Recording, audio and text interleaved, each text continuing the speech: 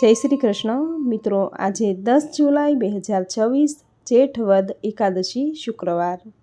આજે સવારે 8:15 દશમની તિથિ પૂર્ણ થઈ એકાદશી તિથિ શરૂ થાય છે, જે બીજા દિવસે શનિવારે વહેલી સવારે 5:22 સુધી એકાદશીની તિથિ છે। મિત્રો, આમ જોઈએ તો આજે શુક્રવારે એકાદશીની ક્ષય તિથિ છે, આથી આજે સ્માર્ત એકાદશી કહેવાશે। જે શિવપંથી હોય તેમણે આજે એકાદશી કરવાની રહેશે। જ્યોતિષ પંચાગ અનુસાર આવતીકાલે શનિવારે વહેલી સવારે 5:22 સુધી એકાદશી છે, ત્યાર પછી દ્વાદશી તિથિ શરૂ થાય છે। આથી શનિવારે દ્વાદશી યુક્ત એકાદશી હોય। આ એકાદશી જે વૈષ્ણવ છે, નિત્ય ભગવાન શ્રી કૃષ્ણની પૂજા કરતા હોય, જેના ઘરે શ્રી બાલકૃષ્ણ પુષ્ટાવેલા હોય, તો તેમણે એકાદશી શનિવારે કરવાની રહેશે।